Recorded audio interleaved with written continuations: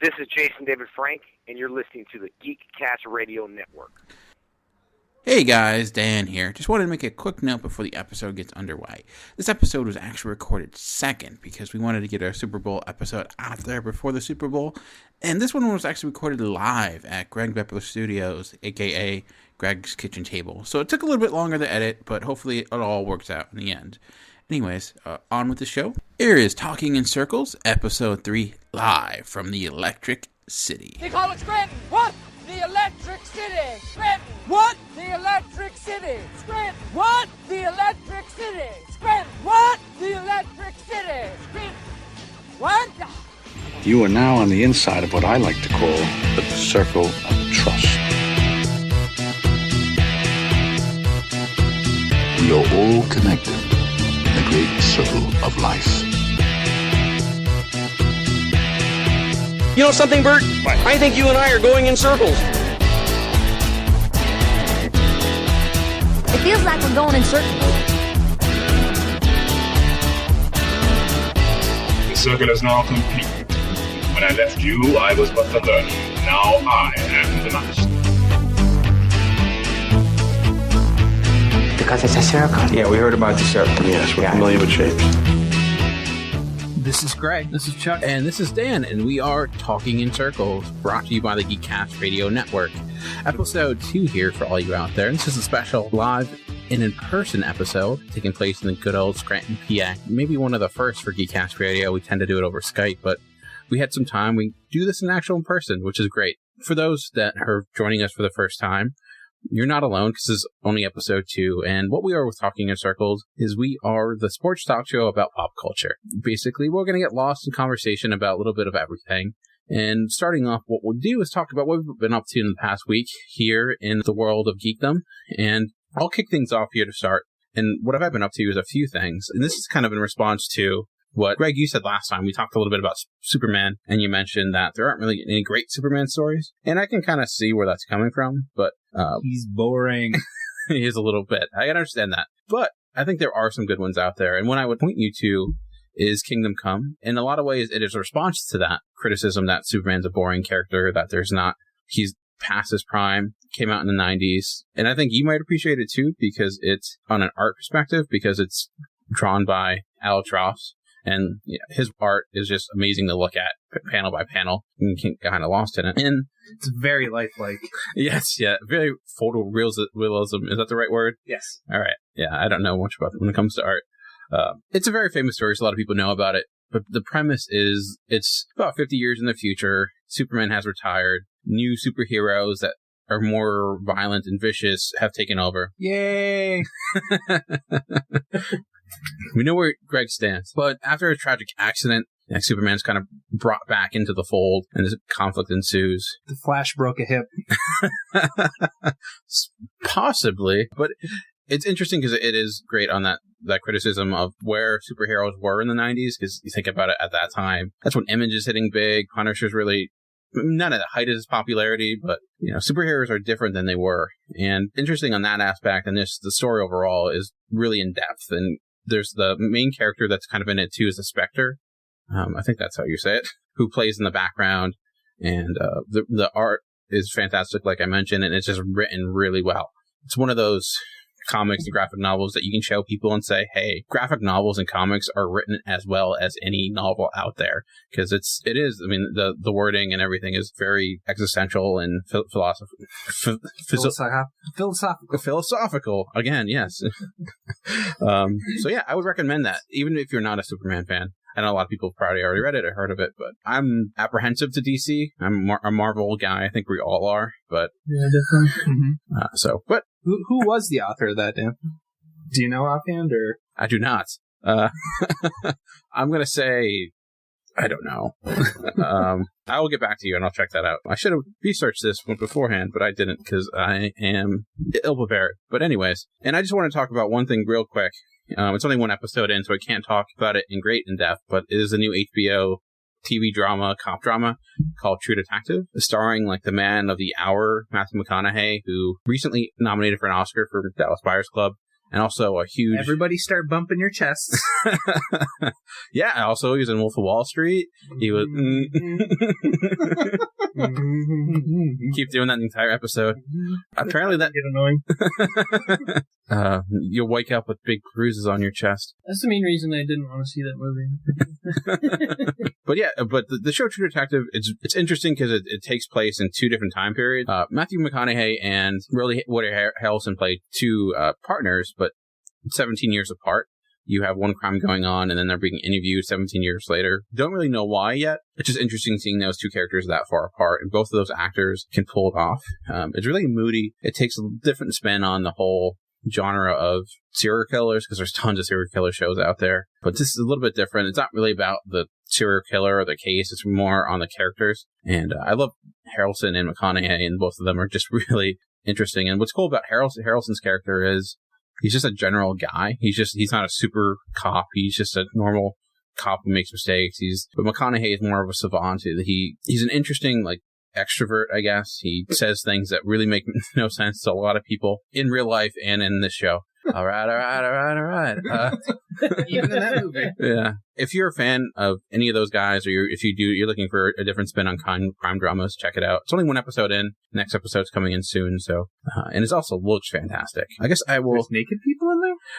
Not Greg. Sometimes it can look fantastic and not have naked people. Maybe there might be naked people. I don't know. Actually, there are, but they're dead bodies. I don't know if that goes for you, but not into necrophilia. Sorry. Thank God. All right. Into dead people zombie wise, not dead people inserting things into them. That's not my thing. Well, unless it's a head and you're killing them. Well, yeah, an axe through the head if they're the undead. That's fine. That's standard. Yes. All right. So I guess I will throw it over to Greg real quick, and we can talk about what you've been watching this past week. I found a really great movie on Netflix. It was an independent movie, which I'm not too big on independent movies. It was really good. It was really fanciful. It was called The History of Future Folk. Weirdly enough, I think it was like in the second scene, we get to experience the acting chops of Dee Snider, which I don't think you get a lot of movies with him in it. I don't believe so, unless you count his music. And the thing is, I don't think he was that bad in it, because when he was off screen, I kind of forgot about his character. He wasn't awful enough that I remembered him. He wasn't so good that I remembered him either, but it was just kind of in between, which I think kind of fit with being a second or third tier character. It was a little bit weird because pretty much the movie is about this alien that comes down to try and start off an invasion of Earth with this virus that will make people fall asleep because his planet needs another place to live because there's a meteor coming their way. So they find Earth and decide that that's the place to go. So they send their general down, and he's going to set off this virus, and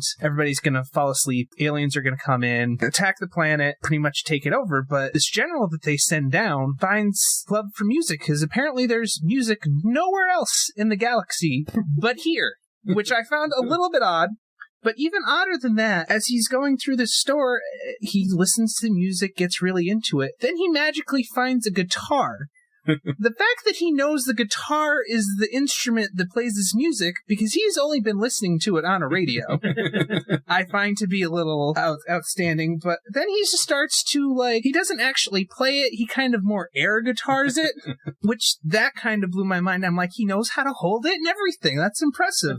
Well, he's an advanced species, though. That's good. I mean, yeah, they do cover that up later on when an assassin comes to take him out, who they become friends throughout the movie, sort of. But you kind of find out later that they do pick up on things really well, because he kind of comes up on stage and plays in this little rock band type of scenario, because the general that came down all of a sudden starts playing a rock band. He's married with a kid, and he's kind of using his whole backstory as kind of like a fictional tale where he plays music about it and everything. And the music in this movie is really great. But it's very fanciful. It doesn't take itself too seriously, because their outfits from their planet are very weird. They have buckets on their head, but they kind of make fun of that in later scenes, which I thought was great. And it's treading between serious and funny at the same time, and they do make up with some of the makeup later on. When the true villain comes in, his makeup is really great. It's just a fun movie. You can't take it too seriously, but I think it's great. And the characters falling in love, finding their reasons to save the planet. It's just an amazing movie altogether. I saw it too. I actually talked about it a little bit on M-Wire, and the way I described it, it's like that movie Inside Llewyn Davis crossed with a John Carpenter movie with a mix of the Power Rangers. Go Power Rangers! Yeah, that's a way to go with it. The music in it is really good. It's self-deprecating in some instances. It's a fun film, for sure. Like you said, it doesn't take itself too seriously. And for the budget, which obviously is really cheap, because there's scenes of them like running through New York City, and you can tell no one else on the street knew they were shooting a movie, because they're just looking at them really weird. Oh, when they run over the bridge, people are stopped at the end of this bridge, and you can see the expressions on their face going, what the hell is going on here? What are the people wearing buckets on their head? It was, yeah. I'm surprised no one called the police, because the guy's running around with like a fake ray gun. I guess they just assumed it's Wednesday at New York City. Yeah. Is there a Comic-Con in town? Maybe. They did it during Comic-Con weekend, so it made sense. But yeah, because they kind of do look like Comic-Con outfits in a way. I could see them, like, if this becomes popular, like every Comic-Con, you'll have a slew of these because they're easy outfits to do, I'm guessing. Yeah, and they're very lovable characters, too. Even the assassin, the first assassin that comes down, he's a very humorous character, I thought. And how did you check it out? I found it on Netflix. I was just flipping through, and I believe the image that they had for it, for the little icon, was them with the bucket head on, and I was like, what the hell is this? And then I read the description, saw that it was a science fiction thing, it was comedy, and so it was just kind of whimsical looking, and the title kind of got to me, and so I decided to watch it the one day. It was really good. Cool. You've been watching anything else? Another find on Netflix, which I think just recently came on there, was Sexy Evil Genius. That I have not seen. Right off the bat, I'm going to tell you that I really loved it. Are you into Sexy Evil Genius? Is that an autobiography that you made? Or? No. I'm not that delusional. It's kind of dense, but it's kind of like a whodunit type of movie, but backwards. It's very dense. It's got some great actors in it, though. It's got Seth Green, Katie Sackhoff, Anthony Michael Hall, Michelle Trachtenberg, and one of the Baldwins. I can't keep track of the Baldwins. I'm sorry, everybody. All I know is Alec. I think he's the most well-known, famous. The one that hates gay people, the one that makes fun of gay people, or the one that is gay? Mind blown.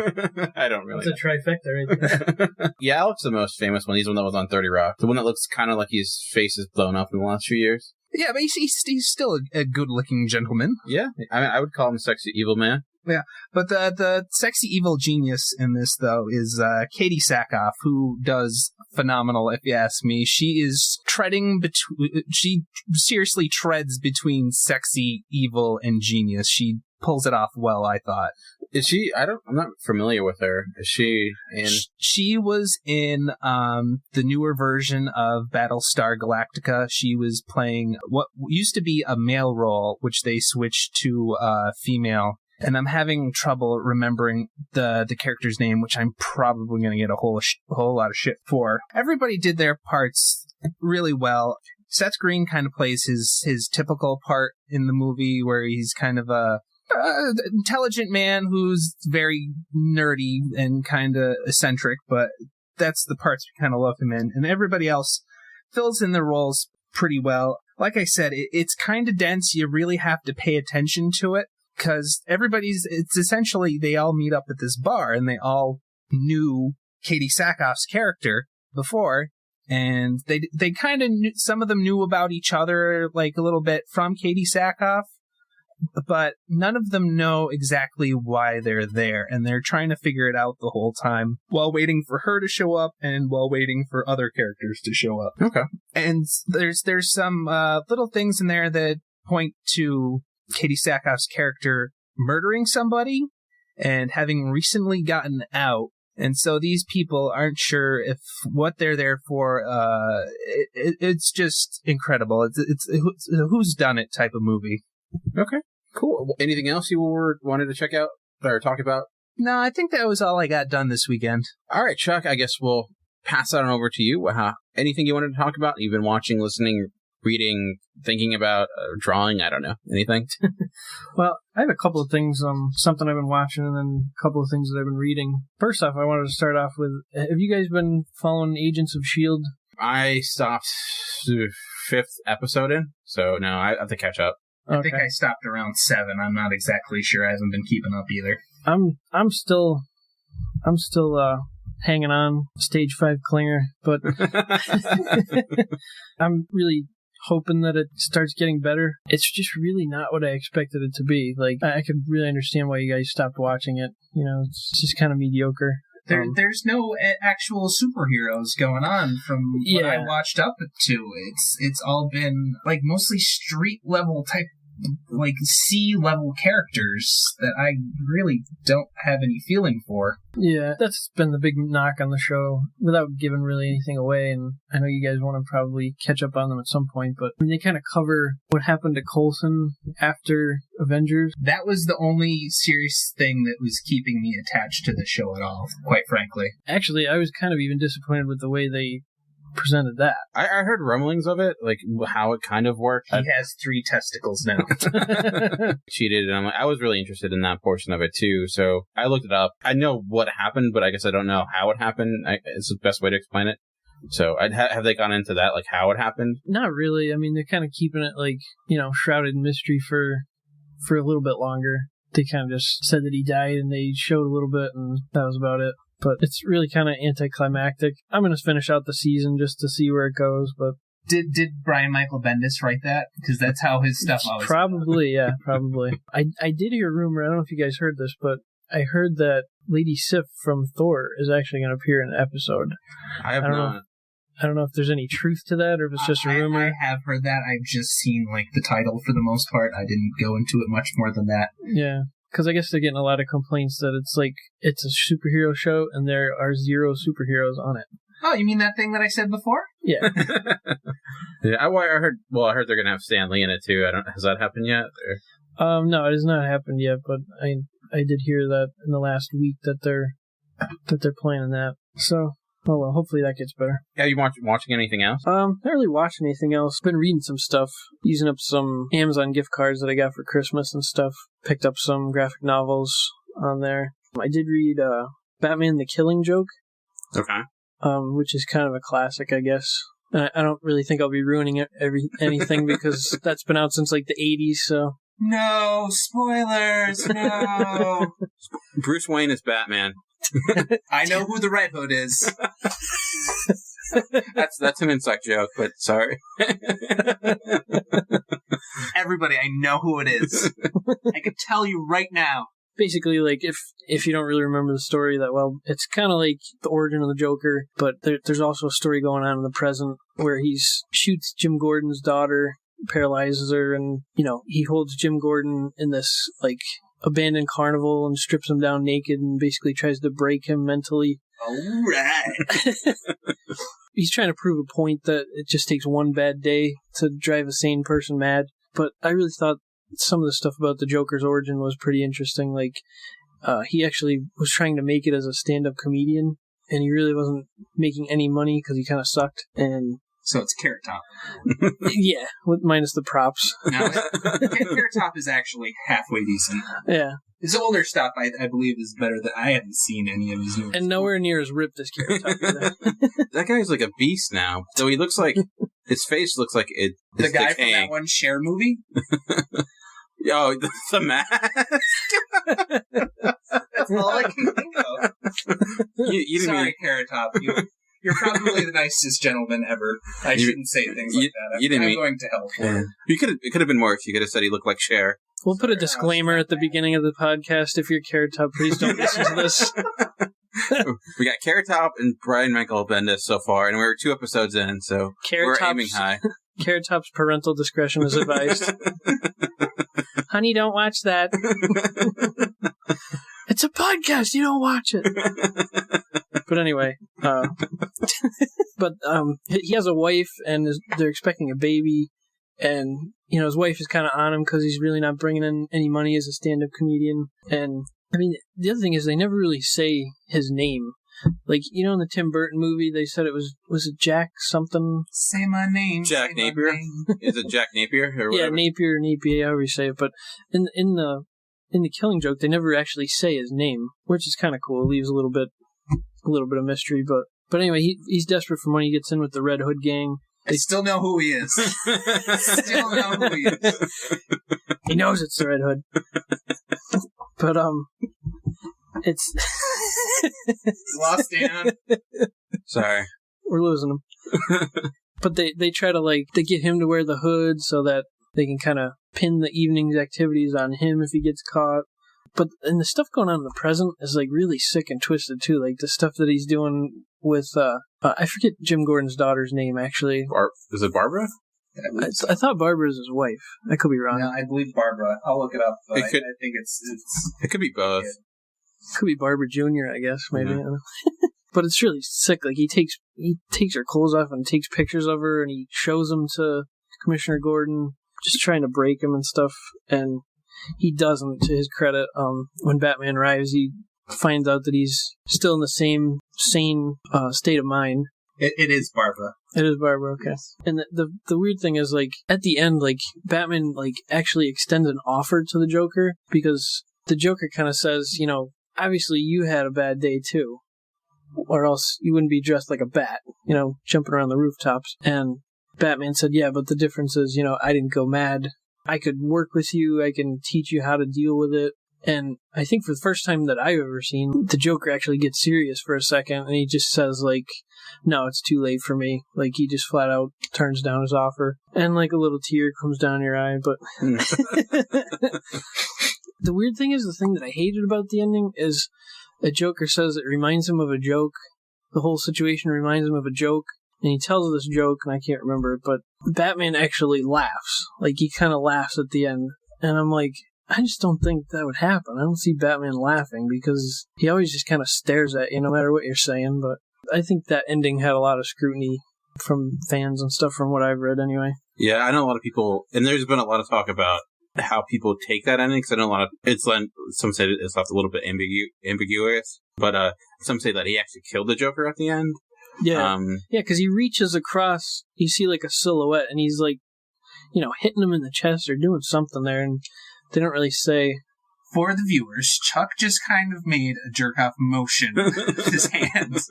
To Greg, it appeared as a jerk-off motion. Okay. But that kind of leads into the other question I had. Do you guys think that it's good to tell a Joker origin story, or do you think it's better to kind of leave his whole past shrouded in mystery, because that kind of makes him who he is? I think it's better to leave it as a mystery, because I think the thing about Joker is you never understand him or understand his motivations. So if you give him an origin, it answers that question that you don't want answered.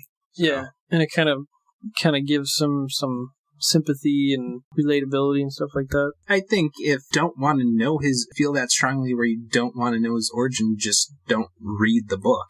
And don't listen to this podcast. Just screwed. Everybody's screwed. Just forget what you just heard right now. But I know a lot of people have made the claim that origin is designed just to be the origin, but because there's been some takes on it where it's like the Dark Knight. Every time he talks about how he got the scars, it's a different story. So some people have even mentioned that the idea behind the killer joke was that it wasn't meant to just tell the origin, but just be one of the many, I guess. Yeah. So. Well, yeah, I mean, you could also look at it in a way Joker mentions several times in the comic that his past really is kind of fragmented to him. He really can't remember all of it.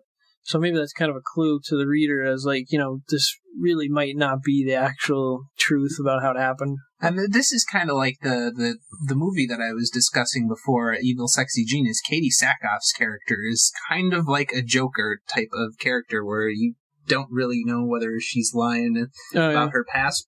See, everybody, we actually got something to come to a full circle when we talked about it. Call back. Evil Sexy Evil Genius, Killer Joke, Circle. It's a circle. And then Batman's a detective, which goes back to True Detective. Show over, and we're done. See you next week. That's all right. No, the show's completely over now. We just ruined it. We set out our goal, and we hit it within an hour and 30 minutes, so... We're not saying we're the best podcast ever. We're just saying we shouldn't be nominated. We're just saying we're the most complete podcast ever because a circle is always complete. Yes. It's a circle. But the other thing I wanted to bring up about The Killing Joke was I got the deluxe edition, which is actually recolored from the original printed version that came out in the 80s. I don't know if you guys are familiar with that at all. No. But they actually, I think the artist's name was Boland.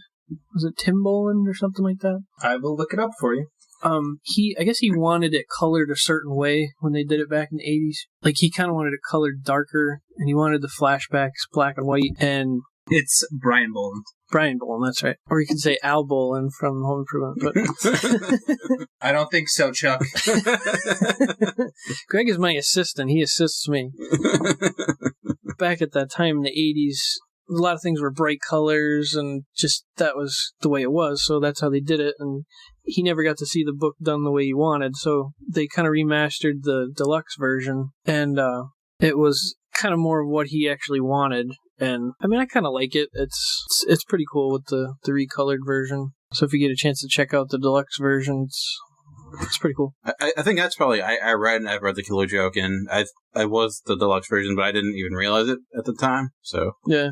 But that's interesting. I did find a site, and I don't know where it is now, somewhere lost, but... Internet.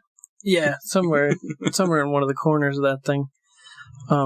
It had, like, kind of a split screen comparison between the old version and the new version, the colors and stuff. Do you have a preference? I don't know. I mean, at first, I kind of liked the original colors, but then after reading through it, I kind of liked the remastered version, the recolored version. Cool. The only other thing I read was Spider-Man Sinister Six, which is a collection of Amazing Spider-Man. I think it's like 332 to 337, somewhere in there, in the 90s. I guess I was kind of getting ready for what they're going to try to do with the Amazing Spider-Man movies, because there's rumors of them introducing enough villains to make a Sinister Six. Yeah, and even possibly making a Sinister Six movie as well. Yeah, so. And I've actually always liked that villain team because... Well, I really liked it on the old Spider-Man cartoon from the 90s. Yeah. Even though it was called the Insidious Six, but I guess they couldn't spend the money for the word sinister. I don't know. Yeah, they couldn't corral the copyrights on the word sinister. So that was on the X-Men cartoon with Mr. Sinister, so they didn't want to confuse people. Or I guess sinister is too bad of a word. It's like, sinister is a little too much for Saturday morning cartoon. I think Disney actually owned the word sinister up until they got bought up. They bought Marvel, and so now they can actually use sinister on everything. Or they said, let's use insidious because kids won't know what that means.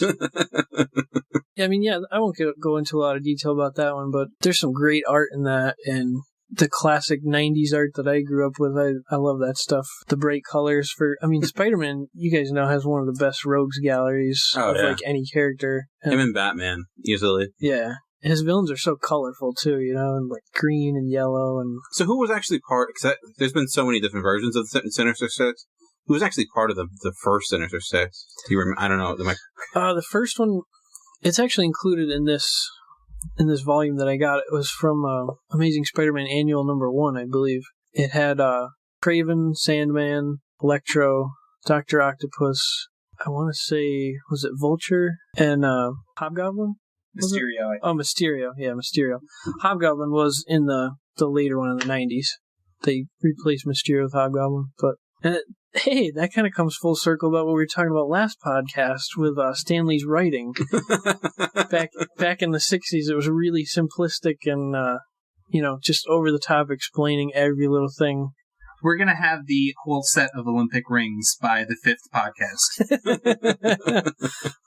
A lot of circles here. But I appreciate the old Stan Lee stuff, but I really liked the newer stuff from the 90s. I mean, that story was, I think, written a lot better. I think it might have been written by David Michelini, or however you say it. Guess as good as mine. He was a pretty good Spider-Man writer there for a while. I like his stuff. So yeah, that's pretty much what I've been up to lately. All right, and talking about circles, that kind of gets into what we're talking about when we come back from break. Damn, we're good. Yeah, that wasn't even planned. On the spot, ad-libbing circle talk. Wow, a lot of circle talks. Anyways, as we are in the early months of 2014, we're going to talk about what we're looking forward to this year, movie-wise, book-wise, all that good stuff, and a little bit more for you. So we're going to take a break, and we'll be back in just a bit.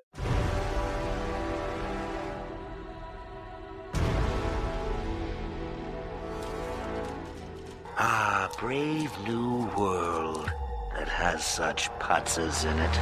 The Pull Bag is GCRN's comic book review and discussion-based podcast. Join me, your host, TFG and Mike, and the rest of the GCRN crew as we make our way through the comics we are reading. Inside the Pull Bag, you'll also find back-issue classics and origins episodes of how we got into comic reading. You can find the Pull Bag every Wednesday on iTunes and on www.geekcastradio.com. Make your great escape into comics and jump into the Pull Bag today. Oh yes, but think of the fun. All right, and welcome back.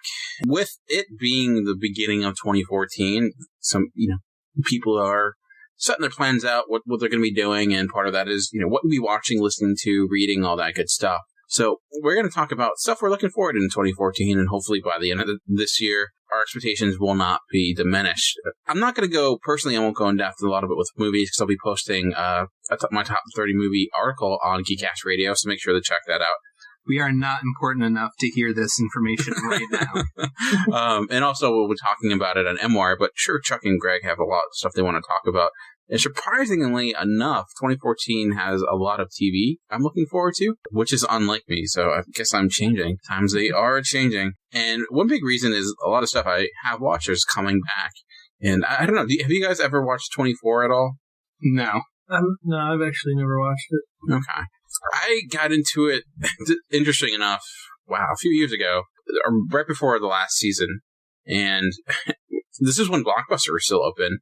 And we ended up doing, because we didn't have, this is before really streaming was all that popular as it is now. So I had this deal with Blockbuster where it's like you pay $20 a month and you can rent as many things as you want, as much as you want, basically. Is this why they went out of business? Partially. This is partially. So we watched a lot of 24. We kind of started at season 1 and worked our way through, and I'd have to go by and get a new disc not every day, but I got known as like the 24 guy because of this. So it's just like, it was kind of random. It's better than the guy that's down the block from where we're at right now, who you got called Squirrel Guy.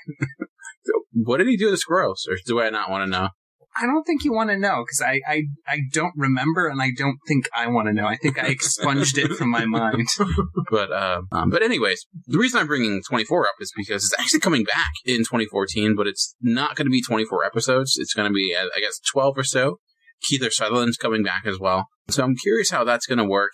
It seems like they're sticking with the 24-hour format, but adjusting it so much is good, because you had a lot in 24 because of the fact that like each episode was 1 hour that took place in real time, and you had 24 of them, you had a lot of like filler episodes, a lot of filler plot lines of stuff that's like this is just taking up time so this guy can drive an hour away in this episode. Yeah. So hopefully they can get rid of that. So it was a gimmick that worked, I think, because it was interesting, but by the last season, it was just like, okay, we get it. Like, so just hopefully with 12 episodes, they can get around that. And then some ones I'm not going to talk a great deal about, but Game of Thrones is coming back, which I'm a big fan of. I love the first 2 seasons. Looking forward for that coming back. They need to put that on Netflix so I can watch it. Yeah, only thing is HBO won't do that, but there's HBO Go, and Greg, I can hook you up. All right.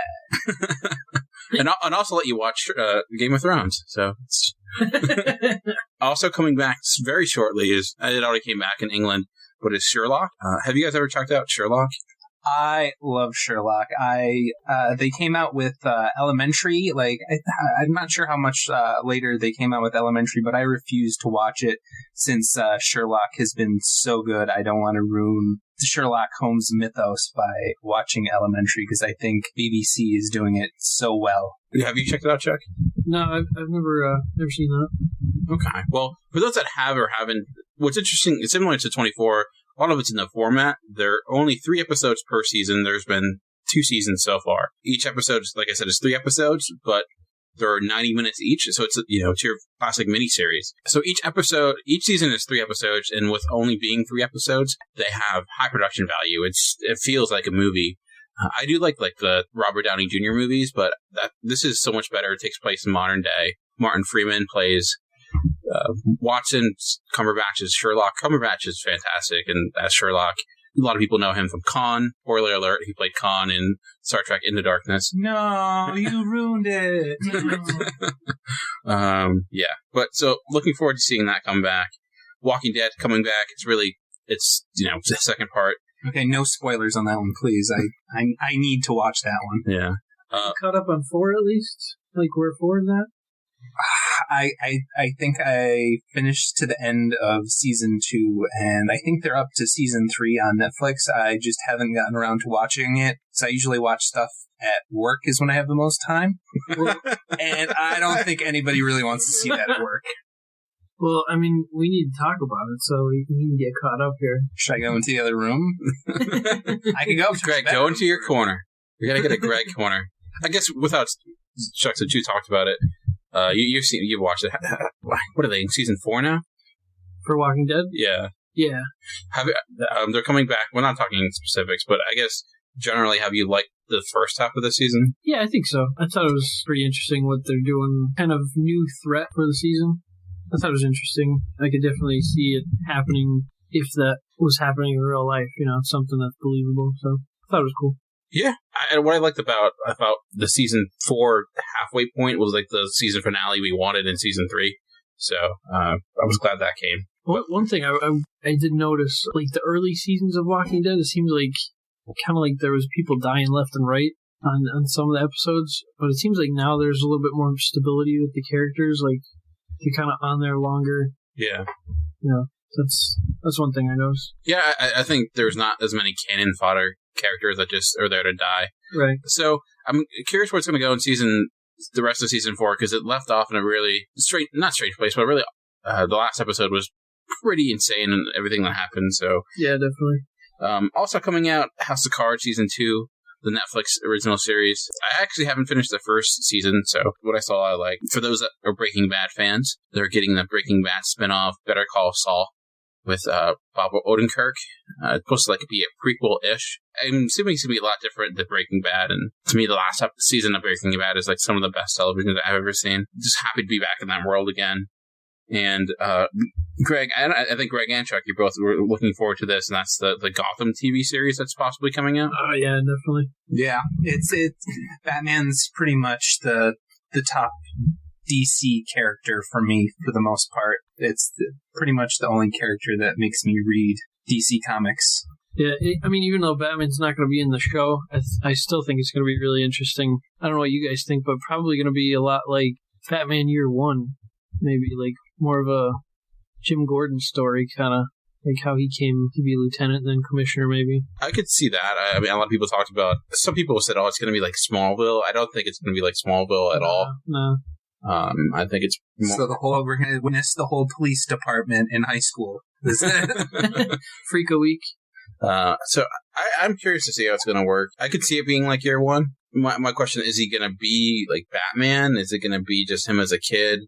So I don't know. I'm thinking they might touch on some things they might just have a little boy, say whose parents got shot, just kind of touch on stuff that way and bring Batman into the fold that way, not without mentioning him. I've heard rumors going around that there's going to be a show about Batman as a young child. I'm not sure if those rumors are actually true or what's actually going on with that, but I'm pretty sure I've seen some rumor going around that there's going to be some kind of young Batman kind of Smallville type of thing going on. Yeah. Is there any rumor on who's going to play Gordon? No, they haven't done any type of casting or anything like that yet. Gary Oldman. I doubt it, but he did do pretty well as in the movie. Oh, I love him in a lot of his movies, especially Fifth Element. I'm not sure if you guys have seen that, because that's kind of way far out there, science fiction. Bits and pieces. I've never sat and watched but I love it. It's got Bruce Willis, which I think you would enjoy, Chuck. Yeah. And The girl that's in all Lilu? the what's her name? I forget her actual name in real life, but she's in all the Resident Evil movies. Yes. The poor woman's Angelina Jolie. And a little bit on a different, maybe not as serious as Gotham, maybe no superheroes, but Girl Meets World. And growing up, I don't know about for you guys, but Boy Meets World was a show I was really into. Yeah, great show. I loved it. I would never really got into... I had to turn off the TV for some episodes. I felt like they got really awkward, but it's still a very nostalgic show for me. It got a lot more serious as it grew, for sure. I mean, it makes sense because we were on the same age as the characters. Remember when we were in 6th grade, they were in 6th grade. Yeah. When they were in 7th grade, we were in 7th grade. So it came out just at the sweet spot for us. I'm also hoping this show can finally answer the question of what happened to Mr. Turner, because he just kind of disappeared from the TV show. He had a bike accident and he just never came back. Well, there was a sequel that kind of said what happened to Mr. Feeney. He became a voice for this black car David Hasselhoff was driving. It was weird. Yeah, that's weird. It's weird, too, that that sequel came out, 20 years before Boy Meets World, but I guess technically in the future. Kind of like Star Wars, whatever. Yeah. And my last one, and then I'll pass this on, and this is one, Greg, I know you're into, too, and because it's based upon a book series written by Chuck Hogan and Guillermo del Toro, the fan boy. Don't you hate saying his first name, by the way? Yeah, that's why everyone says Del Toro. It's like... Or G. Just call him G. Plus, it makes him sound way more epic just with Del Toro. Yeah. Del Toro. Isn't Toro supposed to be bull in Spanish, too? I think so. I believe so. So that makes it even more badass. Yeah. Whatever Del means. whatever adjective that is. It's a computer company, Chuck. Dude, I'm getting a Del Toro. Bad joke. Anyway, the TV show is A Strain. It's based upon a novel. I've only read the first one, but I know there's tons of vampire stuff out there. It's kind of based upon vampire, but it's also like an outbreak story too. It reminded me a lot of, if anyone's read Stephen King's The Stand. It's in the sense that it's like end of the world type of mystery. A lot of people end up dying, and it's not just of evil creatures, but it's also kind of like a virus too. That seems to be kind of a popular theme right now in the last few years. Anyway. Yeah, like end of the world has been really big. Last year we had like Oblivion, and we have Walking Dead going on. We have Elysium, I think, wasn't it that kind of one too? Elysium, World War Z. What was the Tom Cruise one? Oblivion. Oh yeah. Wasn't there another Reacher or something like that? Well, there was Jack Reacher. Yeah. But that was more like a Jason Bourne type movie. Oh, okay. I got that confused. Yeah. Tom Cruise has a lot of... He's also coming out with like Edge of Tomorrow, which is similar, which is like not really end of the world. It's more future based. There's that After Earth one too with Will Smith. Yeah, we forgot that, like most people. Stop trying to push your son on us, Will Smith. I will not accept him. Yeah. You're fine, I'm not your son. Put him in more movies with Jackie Chan. Yeah, so a lot of TV that I'm looking forward to. A lot of that's coming out really shortly. So maybe I'll start with Chuck this time. I know you had some other stuff you're looking forward to as well, TV, movies, and whatnot. So I'll let you take it over. Yeah, thanks. I guess, I know I share one of them with you, and that's Gotham. Really looking forward to that. Not really disappointed that Batman's not going to be in it. I'm still pretty interested on the take on Commissioner Gordon or Lieutenant Gordon, or however he starts off. By the way, I looked up, I don't think there's an actual young Batman spin-off. I think it's talk about a young Batman being in Gotham. So okay. I just wanted to clear that up from before. Yeah. Greg has become a researcher. It's pretty awesome. Jack Researcher. Also starring Tom Cruise. As Greg. Minus the craziness. But on whose part? But yeah, it should be pretty interesting. The other thing, I mentioned on the last show, I'm a big Arrow fan, and I guess in the fall, I'm guessing it'll be season 3. They'll probably continue it because they're getting some pretty good ratings right now. But that'll be good. And everybody's buzz about that show too. I think it's been getting a lot more people talking about it too. I've heard good things on other podcasts that I've listened to. I'm kind of a tangent, but have you guys watched the Tomorrow People at all? No. I think I've seen a commercial for it maybe once, but that was about it. It looked like it was up my alley, but I can't remember when TV shows are on. So I think actually Stephen Amell's cousin is in that, isn't he? I have no idea. That's the guy that plays Arrow. Oh, okay. But I think his cousin is in the Tomorrow People. I think so too. Yeah, I think I've heard that. It's pretty good. I'm a little bit behind on it too, but it feels like it's based upon a comic book, but it's not. To me, it looks so much better than S.H.I.E.L.D., which like with the superpowers and whatnot, and I'm like, why can't S.H.I.E.L.D. look this good? Yeah. So, anyways, you were saying about Arrow? Yeah, they just came back from break, their little mid-season break or whatever for season 2. They kind of touched on the Flash a little bit. They kind of brought Barry Allen into the fold, and for the fall of 2014, they're planning a Flash spinoff show. He's going to have his own show. Man, just going to go around flashing people? Starring Greg. No. No one wants to see that. But, I mean, that should be cool, because they kind of did the same comic origin in Arrow. Like, they did the whole accident with the lightning and the chemicals, and, because, you wouldn't just die. You would obviously get super speed powers. But I'm not positive that they're getting the same actor for the Flash show. I think he might be from Glee. I'm not mistaken, but yeah, he wasn't a main character. I hate the fact that I know this. I know. I'll say this off the bat. My wife watches that show, so in part nice excuse, Dan. Nice excuse. So he was like a rival. Oh God, I'm just he was on like another team that was that against the main Glee people. So he wasn't like a main character, but he was on it, and God, I'm gonna go cry in shame now. But all right, go ahead. I think they should put "ugh" in front of that and make it ugly. But yeah, I think he's from that. I'm not positive that they're bringing him back. I think they might be. Flash is one of my favorite characters. I mean, obviously I like Superman and Batman a lot, but I think Flash kind of holds his own in his own right there. So, do you prefer Barry Allen or do you prefer Wally West? Probably Barry Allen. I'm not extremely well versed in the Flash lore, but I think I prefer Barry Allen. Have you seen the Justice League Flashpoint? Yeah, Flashpoint Paradox. That was pretty good. Very violent. That earned its PG-13 rating. It could have legitimately been an R rating. But yeah, definitely showing Thomas Wayne shooting people and stuff like that. In the face.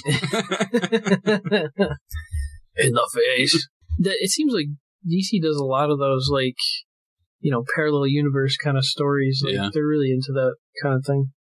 Yeah, definitely looking forward to Flash and Arrow Season 3. And then Walking Dead we talked about before, I guess would be Season 5 probably. Season 4, rest of Season 4 and beginning of Season 5. Yeah, but yeah, that's pretty much the extent of my list. I guess we'll throw it over to Greg before we get into the movies. But how about you, Greg? Any TV shows? Really, no. But I seriously just pulled this up. Found it on Yahoo TV.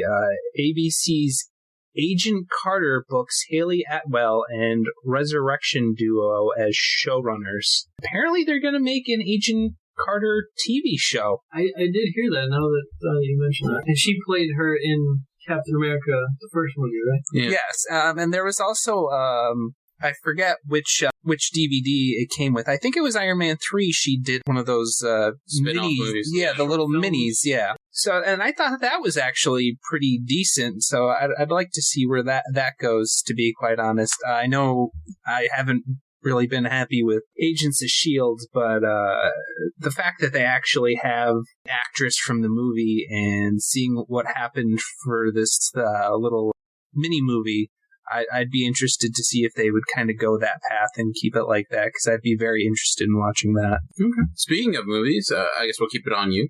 Are you looking forward to any 2014 movies coming out?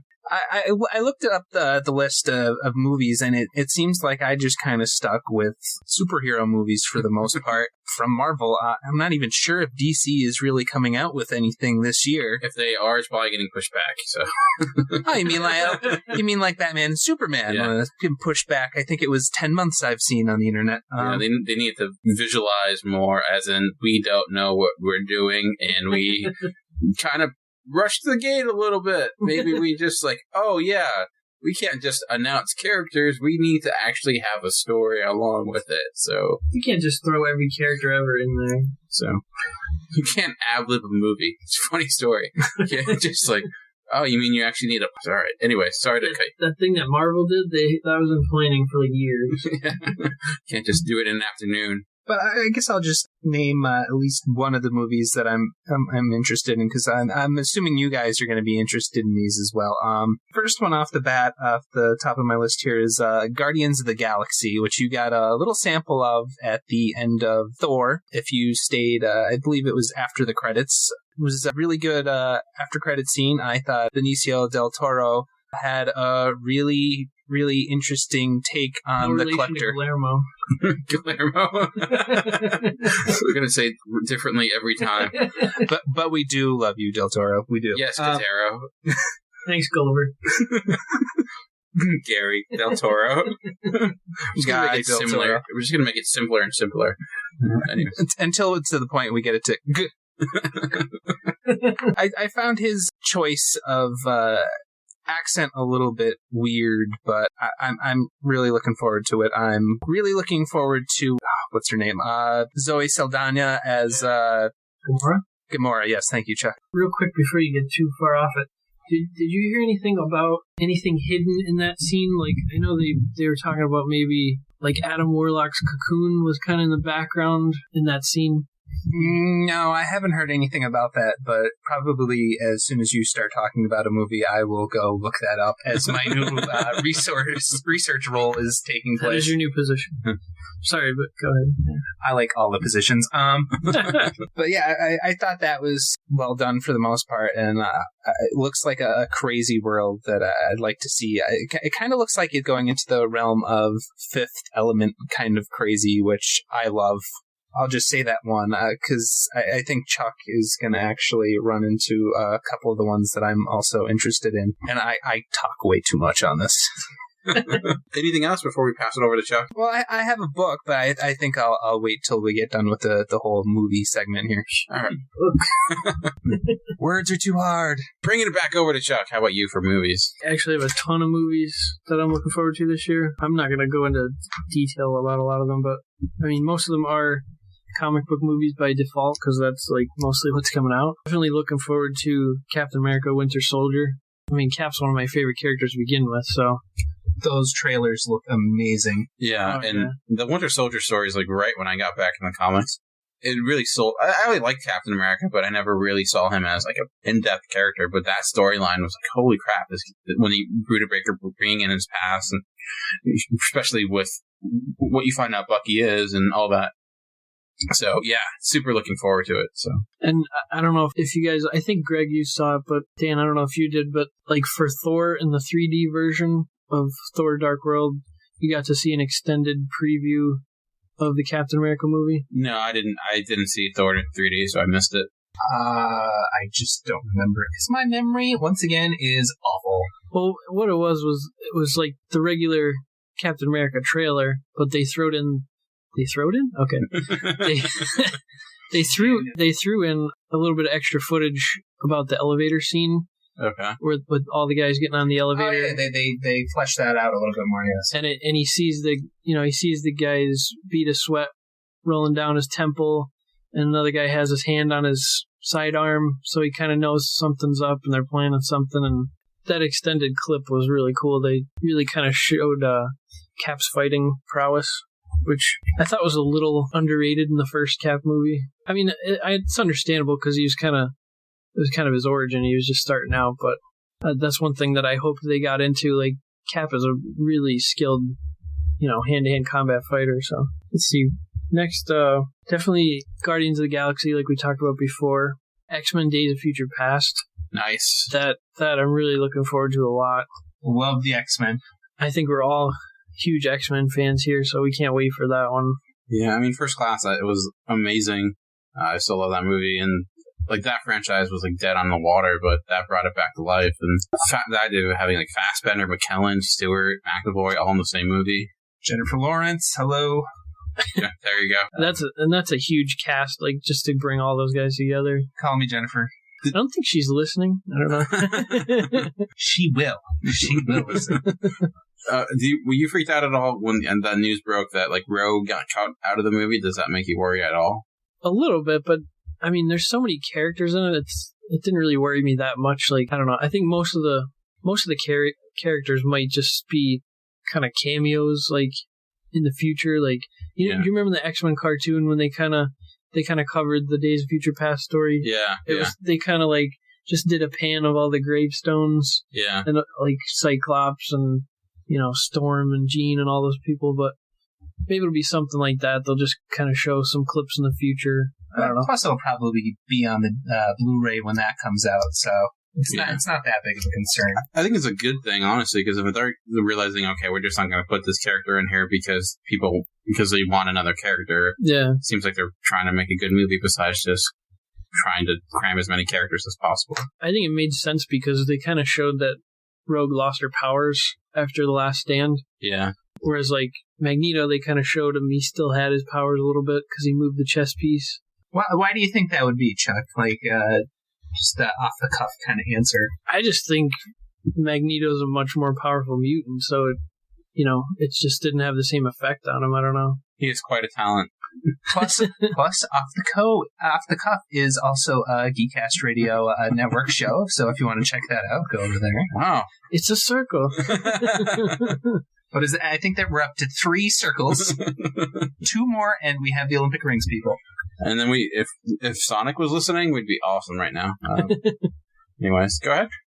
I was never really too happy with the Rogue from the X-Men movies anyway.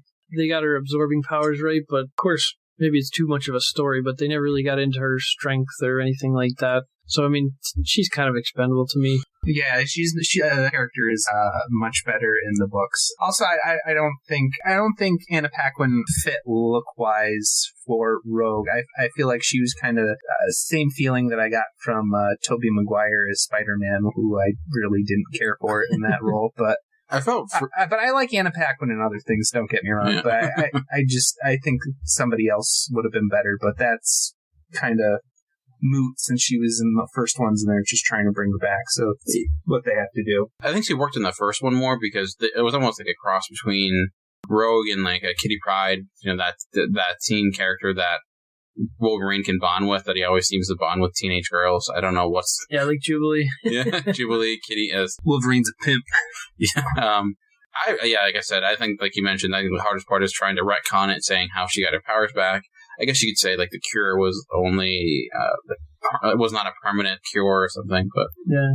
I mean, plus without Gambit there, I mean, that kind of takes a little bit of interest away from her character, because that's a lot of depth, like, with everything going on with Gambit. So. Yeah, and I love their relationship in the comics and the cartoon. Yeah, and without that there, it's like, it's just not the same. All right. You looking forward to anything else? Yeah, just some quick stuff. There's a lot of Bible movies coming out that I'm actually interested in. I won't talk about them too much. There's actually like 5 of them. But holy crap. Like there's going to be... There might be some good ones. There probably is. There's going to be Son of God, Noah, Exodus, Heaven is for Real, which is more of like a true story.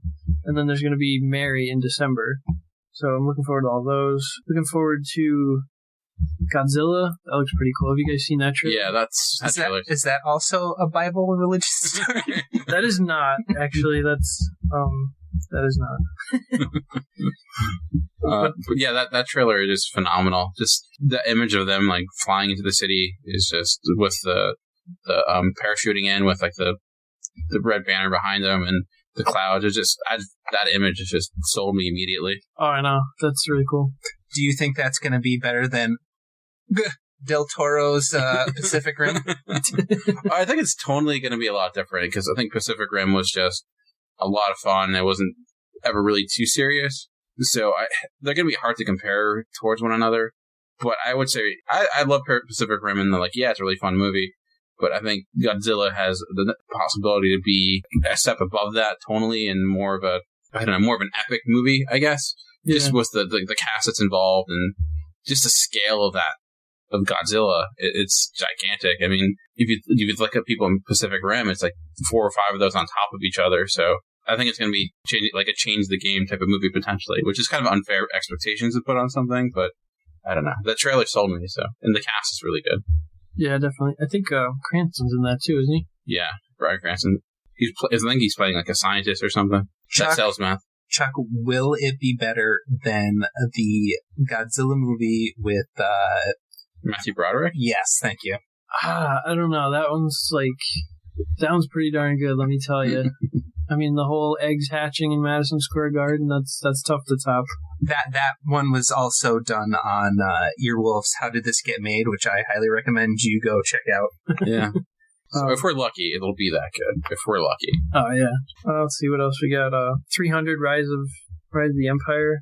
That looks pretty interesting. Expendables 3, I enjoy those movies just because it's like pure action. It's kind of a guy movie. Definitely a guy movie. Well, it could be for the ladies, too. The little man muscle there. Well, man muscle is completely not but they've got some beefcake factor in there for the ladies to stare at. I'm pretty sure Jason... Like Stallone? no, more like... 70-year-old beef? Well, Jason Statham, I think, is very popular with the ladies. Next time I'll deflate all your balls. I talked about doing the Expendabellas movie with the female action heroes, but so who would how many of them are in that? They're, like I said, Mila Jovovich or whatever from the. We got her name. We got her name. Zoe Saldana would be a good one in there. Some of like the old ones, like Pam Grier. She was like in the 70s, like the black exploitation movies. Yeah, I enjoy some of those movies. Maybe what's her name? Oh, that crazy lady from this that was married to Dolph Lundgren. Brigitte Nielsen? She's 40 feet tall. She played Godzilla. She is the villain for Expendables. And I think that actress from Heroes, the one who had the kid. Oh, I can't remember with their name, but she does a lot of woman type. She was in one of the Resident Evil movies too. So they can make a lot of fun references. Yeah, and maybe like Gina Carano, who was in Haywire. She was in the Fast and Furious. Michelle Rodriguez. But yeah, anyways, that's kind of another podcast. But any other movies you're looking forward to? Yeah, just a couple of them. Quick, I guess the Michael Bay TMNT. Oh, yes. Ninja Turtles. Oh, is that coming out this year? I believe so. I don't think he's directing it, too. I think he's only producing. Oh, producing? Yeah. Well, at least he switched it back to TMNT instead of Alien Turtles. That was horrible. I hope he keeps the explosions down to a minimum, because I don't think that's the type of movie where you have a billion explosions. Yeah. I mean, the Turtles aren't going to turn into cars, are they? Hopefully not. No, but I'm sure there'll be a lot of pictures of a lot of shots of Megan Fox from behind. For no apparent reason. But maybe she'll be April O'Neil. She's April O'Neil. Oh, that's right, yeah. That's what I meant. Another one was Draft Day. Oh, yeah. That's about Kevin Costner plays the general manager of the Cleveland Browns football team. How many movies is that man in? And that's a documentary, right? That's what explains the trade they made earlier this year. When I was watching Wolf of Wall Street, they had trailers that went on forever, and there was at least 10 minutes of Kevin Costner on the screen before Wolf of Wall Street. He's in that. He's in the Jack Ryan movie, and he's in like 3 Days to Kill that's coming out, which is like him trying to do his Taken, but not as good because he's not Liam Neeson. I thought it was two trailers for the same movie. They do look very similar because it was kind of back to back with the Jack Reacher, I think you said it was, or I lost Jack Ryan. There's a lot of Jack movies. You don't know Jack, whatever that was. All right. Anyway. But anyway, I guess from what I heard, the owner of the Browns, he used to be part owner of the Steelers, and he kind of helped bring The Dark Knight Rises to film in Pittsburgh. Yeah. This guy's like a big movie fan, so he brought him to Cleveland to film this. So I'm guessing that they're not going to paint the Browns in a bad light. Yeah. You know? And if it would not be hard to do. And if they were to paint them, what color would it be? Orange. It's just weird because, I don't know how you make a draft movie about the Cleveland Browns because, who have they drafted, in the last 20 years? Tim Couch. Yeah. And where is he sitting right now? On a sofa. Oh, wait. Oh, I get it. He's the sofa king. And then another cool one, I don't know if you guys heard about this, but Pompeii. The Roland Emmerich movie. Yeah. About the volcano, the famous volcanic eruption from Pompeii, Italy, that just buried an entire, city. Spoiler alert. Yeah, I just ruined it, so sorry. No one needs to pay money for that now. Oh, and in Titanic, the boat sinks. Wait. No!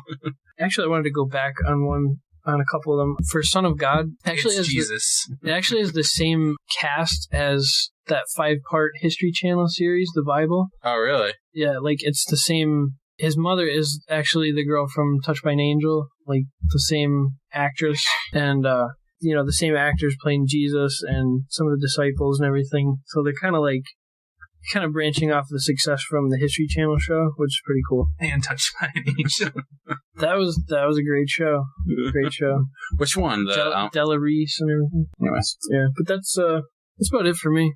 All right, Greg. I think you had a couple of books you wanted to talk about, right? Yeah, there's one that the comics are actually out for it, but there's been a lot of talk about this comic series. I thought it was great. I only read the first graphic novel, so I can't really expand beyond that level. But I really want to get Saga Volume 3. It kind of brought back a little bit of that nostalgia that you kind of got from Star Wars, and I thought that was pretty good. But I still have to get number 2. But that series so far has been really good, and it's been getting a lot of praise from different places. Been really into the Percy Jackson series of books, not movies. I didn't see the new the Percy Jackson that came out this last year. No one did, so not alone. I still want to see it though, because I very much like the books, even though they're for like teenage kids, and I'm like 28 at this point. I still thoroughly enjoy them. So are Harry Potter, so yeah.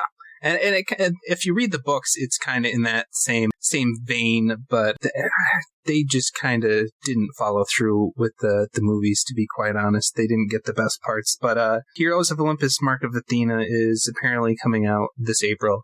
Since I've read all of the other ones and I've enjoyed those thoroughly, I definitely have to pick that up at some point. Very nice. So a lot to look forward to in 2014, for sure. Movie, book-wise, TV-wise. And like I mentioned, I'll be posting an article with a lot of the stuff on it, a lot of the movie stuff, including trailers and whatnot. So if you're not sure if you want to check some of this stuff out, I advise you go into Geekcast Radio, and you'll see that in the posts. But before we let you go, we like to end each podcast with like a letter to a specific person, group, positive or negative. Last week, Greg talked to Brian Michael Bendis. This week, it's my turn, and it's not a specific person per se, but earlier today, I had the luxury of taking my nieces and nephews to see Disney on Ice. Yes, I know. They greatly enjoyed it, and you'd think, oh, I'm going to be talking bad about Disney or talking about how they market. No, not necessarily. More so to families or parents in general. Not all parents, I understand it. I'm not a parent myself, but I understand it's a tough job. But my issue is, while at that event, while at Disney on Ice, sometimes parents just don't understand, as Will Smith would like to say. Sorry, Greg, I beat you to it. But more so, what I saw a lot of is how people, this is not just something you blame on parents, people in general. I feel like people tend to want to record what they're seeing and doing so they can talk about it later, and not actually enjoy the moment. While I was at Disney on Ice, you're seeing a lot of these families trying to take photos for Facebook. Like, oh, I need this for Facebook. Get a photo for Facebook. While they're holding their kid who's missing out because they can't see anything because their parent is more focused on getting something for Facebook or talking about it later. And you see that a lot. Like, you go to any concert, people are more focused on, they're looking at their screen. They're not even looking at the thing in front of them. They're more focused on recording it so they can share it later. And I think it's good to share stuff, but sometimes it's fun to just experience it as it happens. And photos are great, videos are great, but, there's something about doing something while you're there and not just doing it to just see a video of it. It just struck me as an odd thing. It's when there are parents who just literally spent 90% of the time just on their phone recording it. And I'm like, well, did you really get the experience at all? I don't know. It just seems like you're missing out when you're doing that. And I think we're so focused on telling other people about what we're doing and not focused on actually doing what we're doing, which is something to say when we do a podcast, I guess. But I don't know. So yeah, that wasn't a specific letter per se. I guess it's more so, not to sound cheesy, but it reminds me of, we saw Secret Life of Walter Mitty, and there's this specific scene about someone had the opportunity to take a shot of something, but instead of not taking the photo, they just decided to just enjoy the moment. And something I think it's always good to remind ourselves about, enjoying the moment. So I know this podcast is running a little bit long, so we'll end it here. So anything else you guys want to talk about before we bring the show to a close? No, I think think we covered everything I was interested in. Yeah, so hopefully this live to record podcast went well, and we'll hopefully be doing this again sometime very shortly. So for now, I have been Dan. I have been Greg or Harry Potter, either which you would like. And I have been Chuck. And we have been Talking in Circles, and we'll see you next week.